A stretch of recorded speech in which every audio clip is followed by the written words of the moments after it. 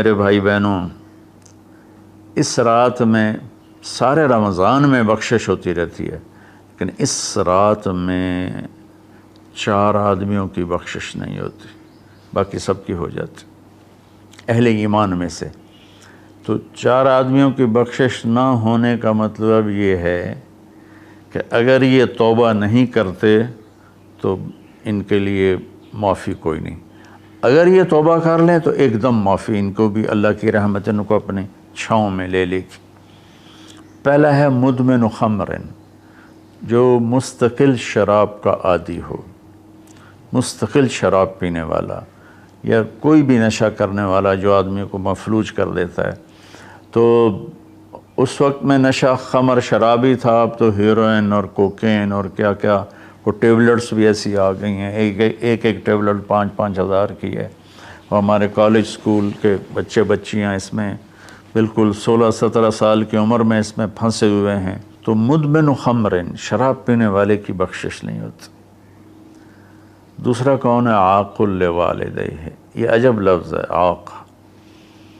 عاق، عقا یعقو ہے، اس کا مطلب ہوتا ہے پھاڑ دینا، ٹکڑے ٹکڑے کر دینا۔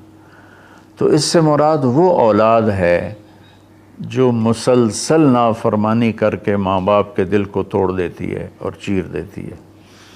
ایک ہوتا ہے کبھی کبھار آواز بلند ہو جانا، وہ تو ایک فطری چیز ہے کہ بیٹے کی آواز ماں کے سامنے بلند ہو جائے، باپ کے سامنے بلند ہو جائے، بیٹی کی آواز ماں کے سامنے بلند ہو جائے، باپ کے سامنے بلند ہو جائے، یہ نیچرل ہے، اس کو نافرمانی نہیں کہتے۔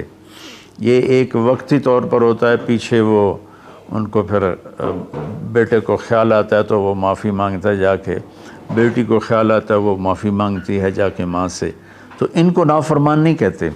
عاق، وہ مرد، وہ عورت، وہ لڑکا، وہ لڑکی جو اپنے باپ اور ماں کے دل کے ٹکڑے ٹکڑے کر دے۔ آپ سے پوچھا گیا تھا یا رسول اللہ قیامت کب آئے گی؟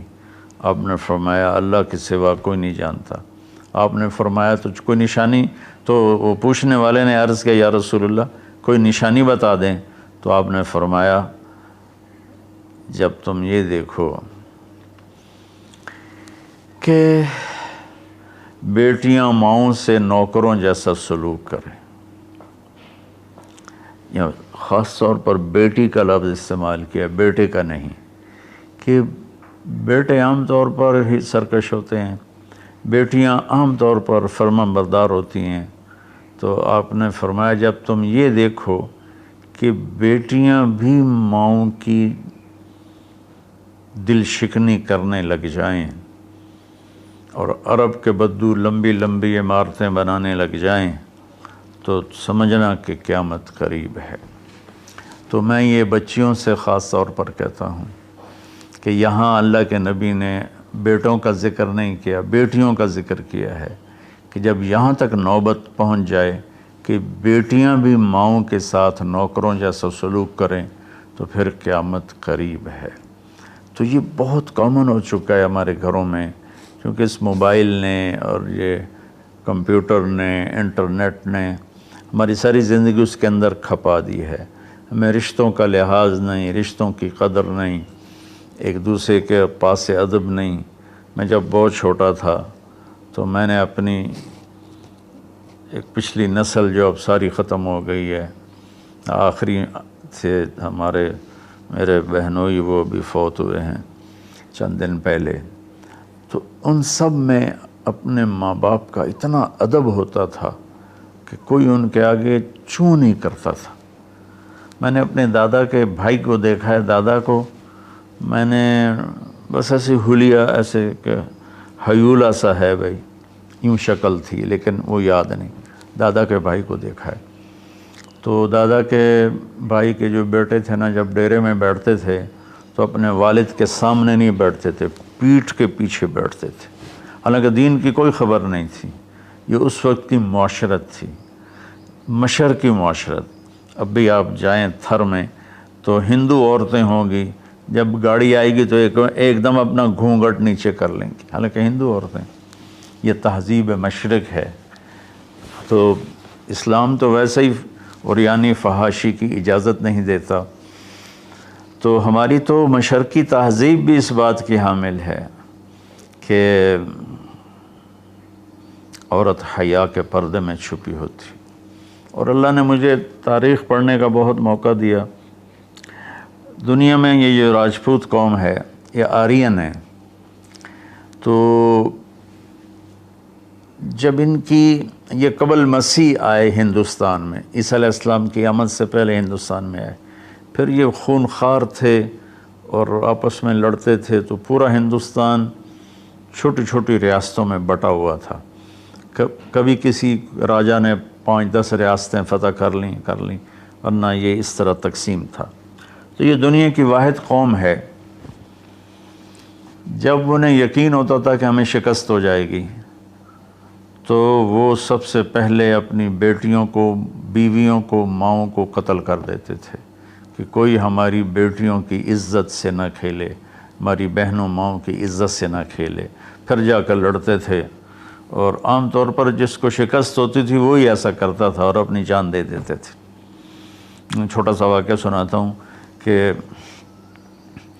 مراٹھوں نے ایک قلعے پر حملہ کیا، شیر گڑھ اس کا نام تھا، تو اس کا جو راجہ تھا وہ راجپوت تھا، اس کی طرف سے اورنگزیب کی طرف سے وہ وہاں اس قلعے کا وہ حاکم تھا، لیکن تھا ہندو، اودے سنگھ اس کا نام تھا، اور اس کی 18 بیویاں تھیں۔ تو مراٹھوں نے اس پر حملہ کیا، تو رات کے اندھیرے میں حملہ کیا، تو سارے 5000 کی فوج تھی، ہندو مسلم کٹھے، وہ شرابیں پی کے پڑے تھے، وہ 300 آدمی اندر گئے، ان کو اکھاڑ دیا۔ تو اودے سنگھ کو جب پتہ چلا کہ میدان ہاتھ سے نکل گیا تو اس نے اپنی 18 بیویوں کا سر قلم کر دیا اور پھر آ کے نیچے لڑا اور خود بھی مارا گیا۔ تو یہ ایک ثقافت تھی، تہذیب تھی۔ تو اب ہماری ساری وہ اختلط الحابل بالنابل، اچھا پانی اور گند گٹر کا پانی آپس میں مل گئے ہیں۔ تو ہماری تو آپ نے تہذیب دیکھنی ہو تو آپ یہ ادھر جا کر سندھ میں دیکھ لیں کس طرح عورتیں اپنے گھونگھٹ میں رہتی ہیں۔ تو میرے بیٹوں بیٹیوں، حیا بہت بڑی چیز ہے، بہت بڑی دولت ہے۔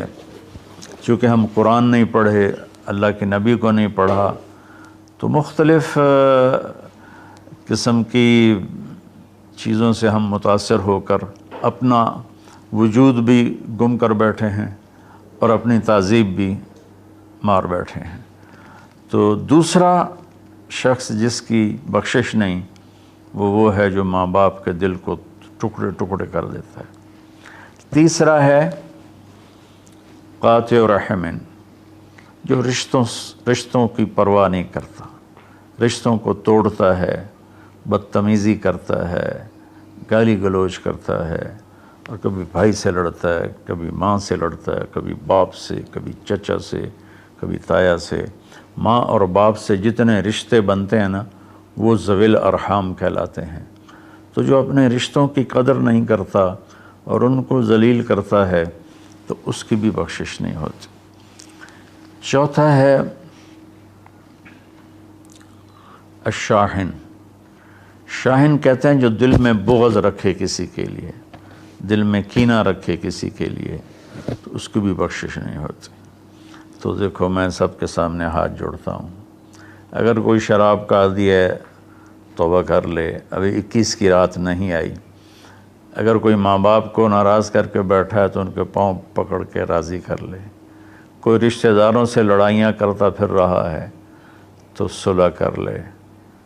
کوئی کسی کے بارے میں دل میں کینہ رکھتا ہے، بغض رکھتا ہے، تو اپنے دل کو صاف کر لے۔ ان چاروں میں یہ آخری چیز بہت زیادہ پھیلی ہوئی ہے کہ ہمارے دل نفرتوں سے بھرے ہوئے ہیں۔ تو میرے بھائی بہنوں، اس رات میں اللہ تبارک و تعالیٰ سب کی بخشش فرما دیتا ہے سوائے ان 4 آدمیوں کی، اور یہ بھی اگر توبہ کر لیں تو ان کی ساتھ ہی بخشش ہو جاتی ہے۔ تو اس میں ہمیں 21 کو بھی جاگنا چاہیے، 23 کو بھی، 25 کو بھی، 27 کو بھی، 29 کو بھی، کہ 5 راتیں، کوئی ایک رات تو ضرور ہوگی باقی اصل علم تو میرے اللہ کے پاس ہے۔ تو اپنے دل کو بھائی بہنوں صاف کرو اور اس ایک رات میں 83 سال کا ثواب لے لو۔ اللہ تعالیٰ مجھے آپ کو عمل کی توفیق بخشے۔